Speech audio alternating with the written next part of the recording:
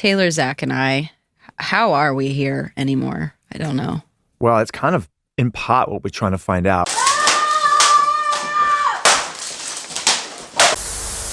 Paramore is one of the most influential and enduring bands to come out of the 2000s emo and pop punk scene, alongside labelmates Fall Out Boy and Panic! At the Disco. While nearly all of their peers lost relevancy as more dance-focused pop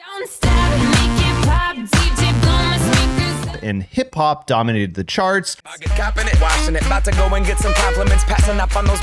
Paramore only became more popular and critically successful with each album release, despite the fact that everything that could have destroyed the band happened, and then some. From band members leaving 3 different times, to losing a primary songwriter, predatory recording contracts, lawsuits, writing songs with an ex-boyfriend about a current boyfriend, dating 2 different guitarists in the band, getting canceled for misogynistic lyrics, and the list goes on. I'm honestly not sure how the band came out on the other side. On top of this, the whole scene in the early 2000s was pretty sexist and unwelcoming towards women in general. Of the maybe 100 bands that played on a given Warped Tour, there were maybe a handful that featured female singers. Just to get some proper representation, Warped Tour had a dedicated stage for female-fronted bands called the Sheer Girl stage that Paramore performed at in 2005.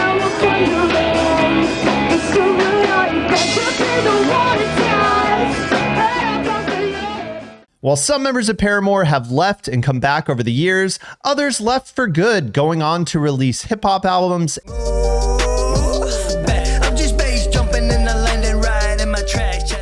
and #1 worship songs. This is Amazing Grace. Neither of which were on my bingo card. In this video, we're going to talk about all of the controversies that Paramore has had over the years, as well as the band's evolution during that time. But in order to understand all this, we first need to talk a little bit about how the band was formed. The original lineup of Paramore was formed in 2004 and consisted of Hayley Williams on vocals, Josh Farro on lead guitar, brother Zac Farro on drums, Jeremy Davis on bass, and Jason Bynum on rhythm guitar. Hayley first met the Farro brothers in 2002 after her and her mom moved to Franklin, Tennessee, although they didn't immediately form a band together.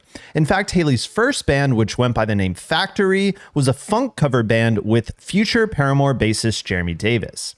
In 2003, when Hayley was only 14 years old, she started taking vocal lessons from Brett Manning, who also taught artists like Taylor Swift, Miley Cyrus, and many other extremely successful singers. Within months, Hayley was discovered by the record label Atlantic Records and signed as a solo artist. While the label envisioned Hayley being a solo pop star, she insisted on making music with what would become Paramore. The first song I ever wrote was Conspiracy with the guy. I came to band practice with them. We did not know there was going to be a song at the end of the day. I had a poem that I brought written on a sheet of paper, and like they had music. It was sick. It sounded like Thursday, standing on the edge of summer, or like Understanding in a Car Crash. I was like, this is heaven. And we left that day with our first song. Paramore practiced as a band throughout 2004 and 2005 and played shows and toured throughout the Southeast. In July 2005, Paramore released their debut album through Fueled By Ramen, the hottest emo pop label at the time, while Hayley was only 16 years old and drummer Zac Farro was 15. In my opinion, the album is a pretty decent pop-punk album for the time, while being a very strong record considering it was made by children. The album put the band on the map, leading to tours in 2005 supporting Simple Plan, 2006 supporting Bayside and Rocket Summer, and a 2006 headlining tour.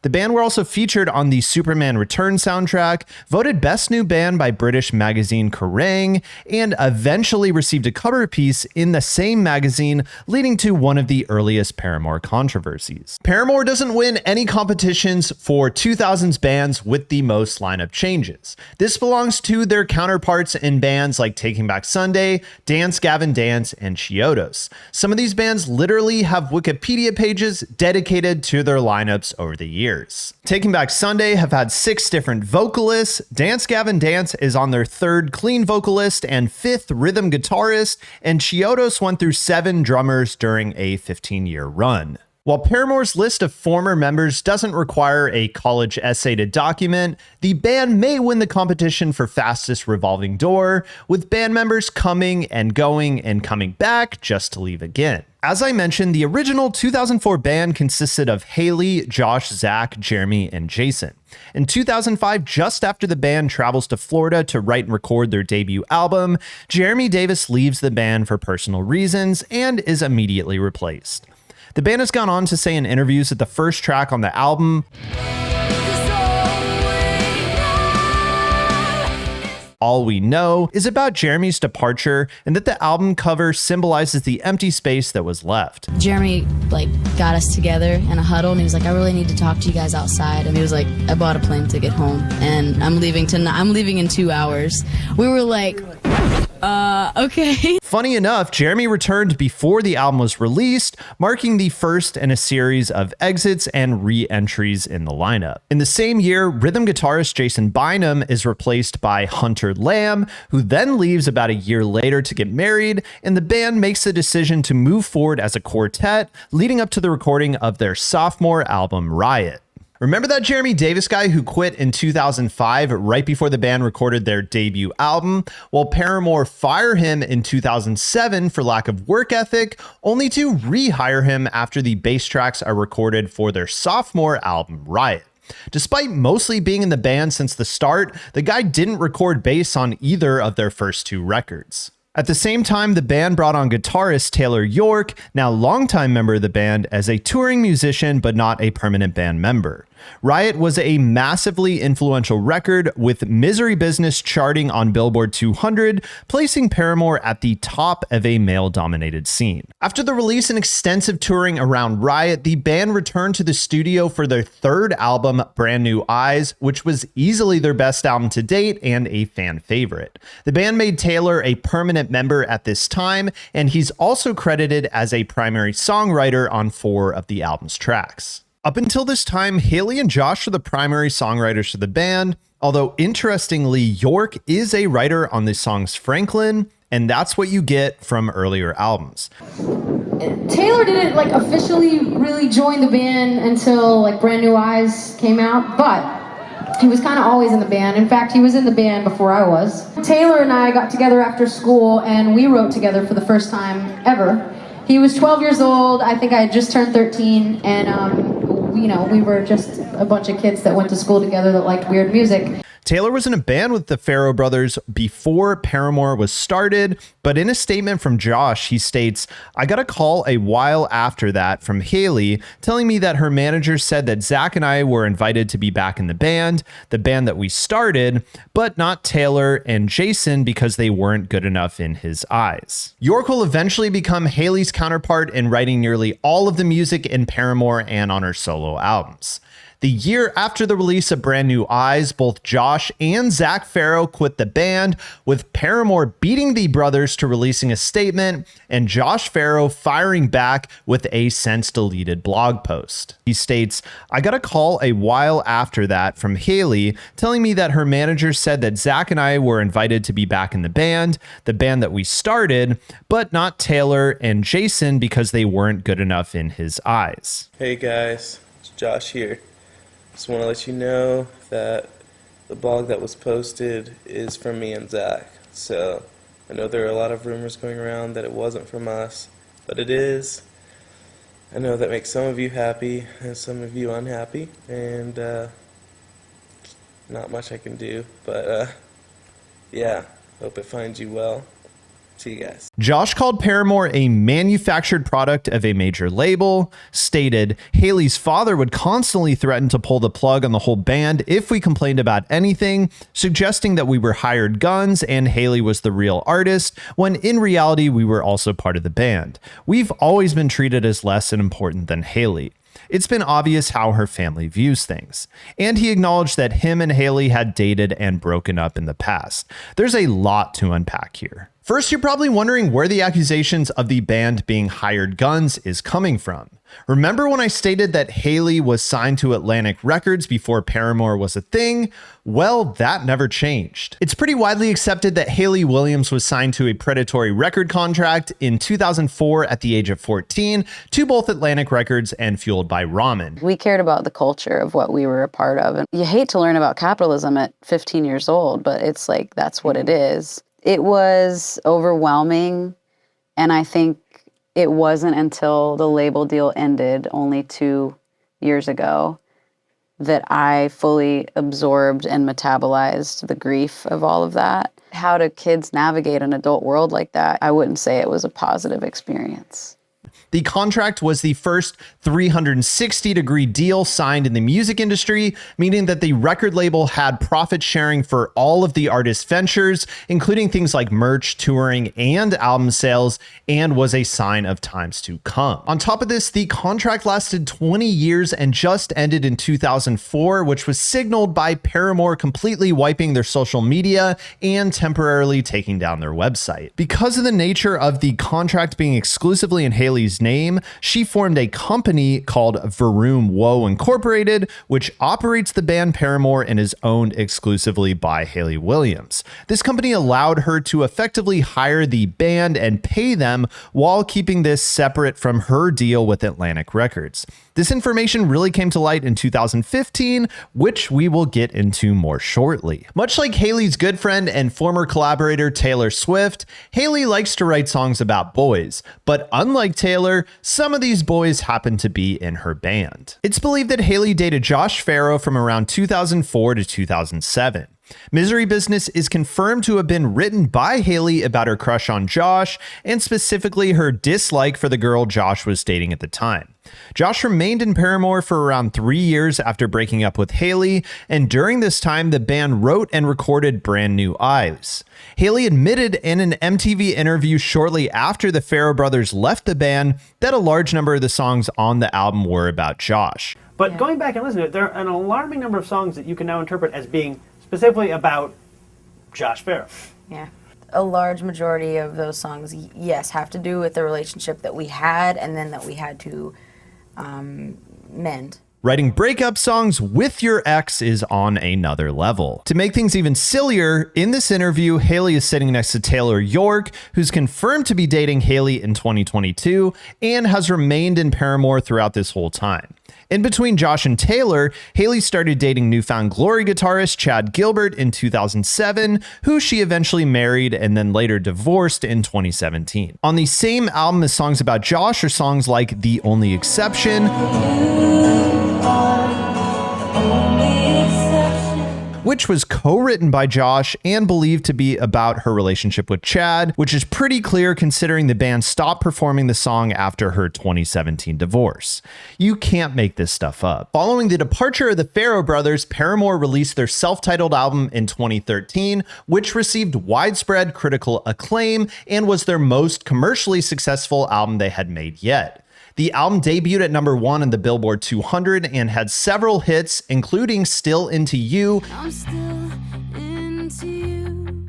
and Ain't It Fun,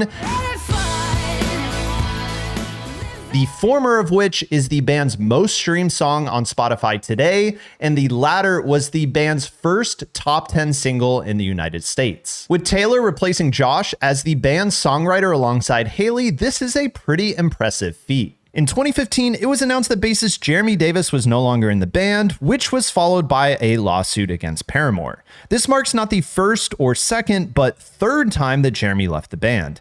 Because of Paramore's record contract being in Hayley's name, the lawsuit concluded that Jeremy was an employee of the band rather than a band member and not entitled to royalties. Hayley had been dealing with harassment and misogyny from the music fandom for years at this point, and this certainly didn't help. That said, I'm not sure how much blame you can put on 15-year-old Hayley for the contract that she was locked into. In quite possibly the strangest series of events, Jeremy went on to form the record label Post Trap Entertainment and release a rap album under the name Germ. Whether it is a cry for help or a midlife crisis, bro needs some help. This left the band as just a duo consisting of Hayley and Taylor. It was later revealed by Hayley that she secretly left the band for some time in 2015 while dealing with depression and mental health issues, technically leaving Taylor as the only remaining member. Was the lowest point when Jeremy left? Was that the moment when it was like, I don't know what the fuck to do now? Yeah, I quit the band. Shortly after the band began working on their next album, After Laughter, and images of the band with original drummer Zac Farro were popping up on social media, it was announced that Zac was back in the band for good 7 years after leaving. From what I could tell, Zac really never had any bad blood with the band. Zac is an absolute beast on the drums, and I believe that he played a pivotal role in the hard-hitting pop-punk sound of the band's first 3 records. My last video discusses the story of Paramore getting quote-unquote canceled for misogynistic lyrics in the song Misery Business, notably the line, "If you're interested in more, check out my last video," but this story sets the stage for Hayley's pretty justified anger towards double standards. If you were a fan of emo and pop punk in the early 2000s, you know just how misogynistic that music could get. The emo scene that birthed big names like Brand New, Taking Back Sunday, and Panic at the Disco largely grew from the early 1990s punk and hardcore scene, including bands like Jawbreaker and Silent Majority, as well as pop punk groups like Green Day and Blink-182. The early second wave emo bands were intertwined with the hardcore punk movement that embraced things like equality and social justice. Jawbreaker's most popular song, Savory, is a love song about a woman, and in Silent Majority's song Polar Bear Club, singer Tommy Corrigan imagines him growing older, stating, "Just want a microphone for my kid, 'cause she's trying out for a band," which works to normalize women in music and provide a more welcoming environment. This took a pretty massive 180 before Paramore hit the scene, brand new of a song that pretty clearly seems to be describing date rape. A sober straight face gets you out of your clothes. Or how about labelmates Fall Out Boy's massive hit Dance Dance?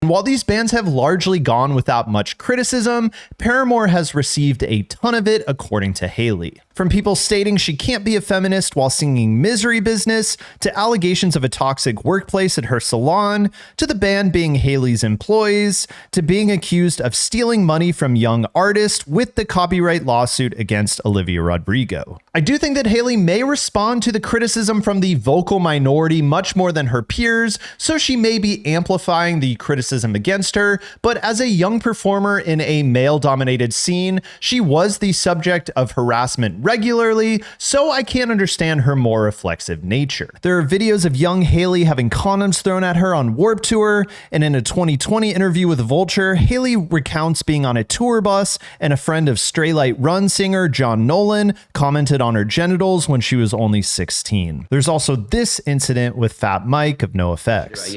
What I said was, Hayley over there from Paramore, great singer, she gives shitty rim jobs.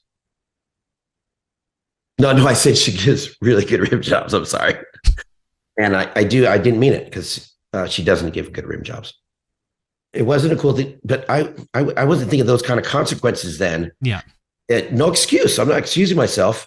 That's why I wanted to talk to her and apologize. You may have noticed that Hayley never plays instruments during Paramore's live shows, but what you may not know is that she actually recorded all of the instruments on her second solo album, Flowers for Vases. She's on record in 2022 stating she's not comfortable playing guitar live due to potential sexist comments, and I mean, who can really blame her? As time has gone on, Hayley has been very vocal of critics and individuals or groups whose values she doesn't agree with. This includes firing back at individuals criticizing her for canceling shows when sick, taking shots at Morgan Wallen for racist remarks. What is your favorite country musician-owned establishment in Nashville? Oh, no. There's not. There's really no good ones. Yeah, do you have a least favorite? Morgan Wallen's. Yeah, Morgan That's so Wallen's spot, whatever it is. Or sharing disagreements on old band members' views on the LGBT community, just to name a few. I'm sure the majority of her fans fully support these statements, but they do result in her being in the headlines and the center of quote-unquote drama. In addition to the pretty tumultuous history of the band, Paramore have also managed to evolve sonically over time and have managed to do so while only becoming more and more commercially and critically successful. It's a pretty impressive feat that not many bands are able to do. Looking back at the early 2000s emo and pop punk scene, there are only a few bands that have consistently released music and kept their mainstream presence. Green Day and labelmates Panic at the Disco and Fall Out Boy are really the only ones that come to mind. Everyone else is riding off nostalgia and the success of their early music. Paramore's first 3 albums, in my opinion, share a very similar style: mall punk, emo pop, pop punk, whatever you want to call it. The songs are very guitar and drum heavy, featuring catchy, distorted guitar riffs and fast, punchy drums with Hayley's angsty singing style.